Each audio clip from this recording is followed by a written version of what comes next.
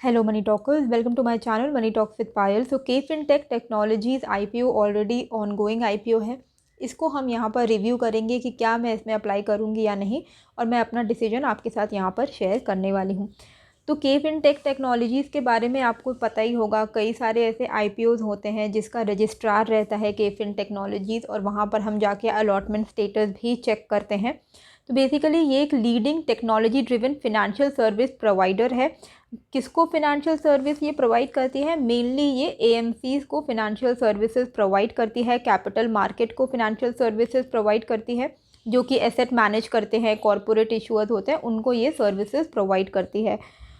अगर हम इसकी बात करें तो KFin टेक्नोलॉजीज़ एंड कैम्प्स, ये दोनों ही company leading investor solution provider है इंडिया में। काफ़ी सारे इन्वेस्टर सोल्यूशन प्रोवाइडर हैं, पर दो कंपनीज हैं जो कि लीडिंग है इस मामले में, एक है कैम्प्स और एक है KFin। अभी 30 सितंबर 2022 तक का ये डेटा है। अभी तक अगर हम देखें KFin की बात करें तो KFin टेक जो है वो out of 41 AMC asset management company 24 AMC को सर्विस प्रोवाइड कर रहा है। एंड सितंबर 30, 2022 में इन्होंने 2 और नए AMC के साथ अपनी डील की है। कंपनी के फिनेंशियल्स की अगर हम यहाँ पर बात करें तो आप देख सकते हो कि एसेट्स जो है 2019 में इनका एसेट्स 1000 करोड़ के आसपास था, 2020 में वो घट के 868 करोड़ का हुआ, फिर 2021 में वो बढ़ गया, फिर वो कंटिन्यूसली इंक्रीजिंग ट्रेंड में रहा। रेवेन्यू अगर आप यहाँ पर देखोगे तो 164 करोड़ का रेवेन्यू था 2019 में। 2020 में रेवेन्यू में जंप आया बहुत ही बड़ा, ऑलमोस्ट दो गुना से भी ज़्यादा। फिर 2021 में 486 करोड़ का इनका रेवेन्यू रहा। फिर सितंबर 2021 में इसको हम ये डेटा हम लोग हटा देते हैं क्योंकि ये मायने नहीं रखता है। फिर 31 मार्च 2022 को भी इंक्रीज़ हो गया, 645 करोड़ का हो गया। अगर हम सिर्फ सितंबर डेटा को कंपेयर करें तो अभी का जो सितंबर के हिसाब से 2022 के हिसाब से इनका 353 करोड़ का रेवेन्यू रहा है, जो कि पिछले साल 293 करोड़ का रेवेन्यू था। तो वहाँ से भी इनका रेवेन्यू जो है वो इंक्रीज़ हुआ है। हालांकि अगर आप यहाँ पर देखोगे ओवरऑल तो इनका जो प्रॉफिट है वो कंसिस्टेंट नहीं रहा है। पहले 8 करोड़ का प्रॉफिट था, फिर वो घट गया, 4 करोड़ का प्रॉफिट हो गया, फिर वो बहुत ही बड़े लॉस में कन्वर्ट हो गया, 64 करोड़ के लॉस में 2021 में ये कन्वर्ट हो गया। फिर 31 मार्च 2022 में वो 148 करोड़ का प्रॉफिट में चेंज हो गया। तो काफ़ी इनकंसिस्टेंट है इनका प्रॉफिट आफ्टर टैक्स। अगर हम सिर्फ सितंबर से सितंबर को कंपेयर करें तो इस सितंबर 2022 30 सितंबर 2022 में इनका 85 करोड़ का प्रॉफिट ऑन रनिंग है।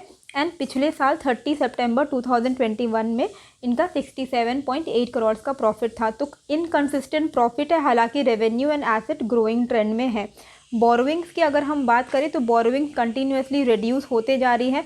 एंड एज ऑन 30 सितंबर 2022 इनका जो लेटेस्ट बोरोविंग है, कंपनी के ऊपर जो कर्ज है, वो 126 करोड़ का है।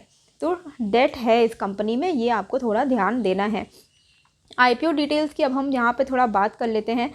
19 दिसंबर यानी कि आज से ये IPO अप्लाई करने के लिए खुल चुकी है। 21 दिसंबर तक ये IPO रनिंग रहेगा। इसकी फेस वैल्यू 10 रुपीज़ की है। 366 इसका जो है कट ऑफ प्राइस है। एंड अगर आपको अप्लाई करना है तो कट ऑफ पे ही अप्लाई करना है। 40 शेयर्स का इसका लॉट रहेगा। 1500 करोड़ का ये इशू साइज़ है, जो कि कम्प्लीटली ऑफ़र फॉर सेल होने वाला है। तो ऑफ़र फॉर सेल का मतलब सिंपली इतना होता है कि जो भी आपको पैसे आप जो भी आप में से जो भी लोग लगाएंगे, ये सारे पैसे प्रमोटर्स, जो सेलिंग प्रमोटर्स है, वो उनके पॉकेट में जाने वाले हैं। कंपनी की तरफ ये पैसा जो है यूज़ नहीं होगा। यानी कि ये कंपनी में जो डेट है वो डेट आगे भी कैरी फॉरवर्ड होगा।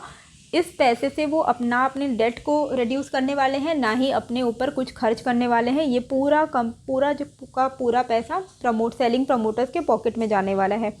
और एक चीज़ यहाँ पर कॉज ऑफ कंसर्न है, वो ये है कि QIB के लिए इन्होंने 75% मतलब मोनोपोली रख दिया है उनके लिए। Majority of the issue size उन्होंने QIB के लिए रख दिया है, जो कि 75% है। HNI एंड रिटेल को मिला के टोटल में यहाँ पर 25% का इशू साइज़ का पोर्शन रखा हुआ है। तो यहाँ पर फ़ायदा ये है कि अगर किसी को मिल भी जाता है अलॉटमेंट, तो जब तक QIB का लॉक इन पीरियड नहीं आएगा तब तक बहुत ज़्यादा सेलिंग प्रेशर आएगा नहीं। ठीक है, तो लिस्टिंग के बाद भी अगर आप इसमें ट्रेड लेना चाहो तो ले सकते हो, उतना डरने वाली बात नहीं है। प्रॉब्लम क्या होगी, जब QIB का 90 डेज़ का लॉक इन पीरियड ओवर होगा ना, तब ये 75%, आप सोचो 1500 करोड़ का 75% शेयर होगा QIB के पास, और इनका लॉक इन पीरियड 90 डेज़ में जब ओवर हो जाएगा, और अगर इनमें से 50% लोगों ने भी अपने स्टेक को सेल कर दिया तो एक बहुत बड़ा सेलिंग प्रेशर आएगा इस स्टॉक में। इसीलिए आप में से जो लोग नहीं लगा रहे हैं उनको फ्रेश इन्वेस्टमेंट तो QIB के लॉक इन पीरियड ओवर होने के बाद ही, मतलब 1 क्वार्टर के बाद ही आपको लगाना है, इतना आपको ध्यान में रखना है। क्योंकि 75% का QIB के पास शेयर रहेगा, और जैसे ही इनका लॉक इन ओवर होगा, ये अगर एग्ज़िट करना चाहें, अगर शेयर अच्छा परफॉर्म नहीं करेगा और ये अगर एग्ज़िट करते हैं तो एक बहुत ही बड़ा शार्प फॉल हमें इस शेयर के प्राइस में देखने को मिलेगा। ये चीज़ को आप अपने ध्यान में रखिएगा। अब हम इसको कंपेयर करते हैं कैंप्स के साथ। No doubt computer age management services is a very good company. अगर आपके पास ये कंपनी है तो केफिन में लगाने की ज़रूरत भी नहीं है। जैसे मेरे पास है कैंप्स के शेयर्स, मैं केफिन में एनीवे नहीं लगा रही हूँ, अभी के लिए तो मैं नहीं लगा रही हूँ, ये मैंने आपको अभी बता दिया already. Price to book value KFin Technologies की थोड़ी चीप है, कंप्यूटर एज मैनेजमेंट की 15.96 है, लेकिन प्राइस टू अर्निंग के हिसाब से अगर हम देखें तो कैंप्स थोड़ा बेटर वैल्यूएशन में हमें मिल रहा है, और इसकी रिटर्न ऑन नेटवर्थ भी ज़्यादा बेटर है। तो कैंप्स मुझे ज़्यादा अच्छी कंपनी लगती है बेस्ड ऑन द फिनेंशियल जो मैंने पढ़े हैं। एंड केफिन टेक्नोलॉजीज़ का जो प्राइस टू अर्निंग है 41.3 है, तो ऐसा भी नहीं है कि बहुत अच्छे चीप वैल्यूएशन पे आ रही है, महंगे वैल्यूएशन पे आ रही है, plus complete offer for sale है, एंड 75% QIB के पास है। तो अगर मुझे इन्वेस्टमेंट करना ही होगा तो मैं 90 डेज़ के बाद इन्वेस्ट करने वाली हूँ, ठीक है। जब QIB अपना निकल जाएंगे, उनको जो बेची करना है वो करके निकल जाएंगे, तब मैं वहाँ पर एंट्री लूँगी, क्योंकि अभी लेके फिर फ़ायदा नहीं है, क्योंकि फिर एक बहुत बड़ी सेलिंग प्रेशर आने के यहाँ पर चांसेस हैं।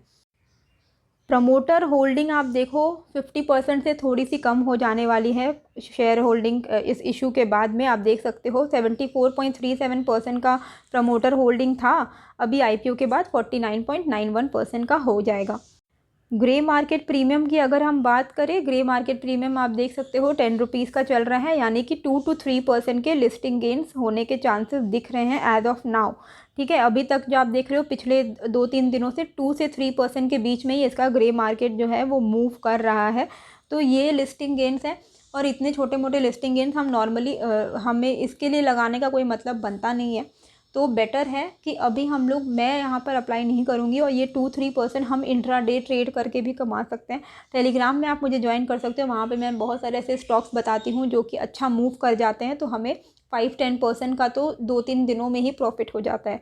तो टेलीग्राम का जो लिंक है वो आपको कमेंट एंड डिस्क्रिप्शन में मिल जाएगा।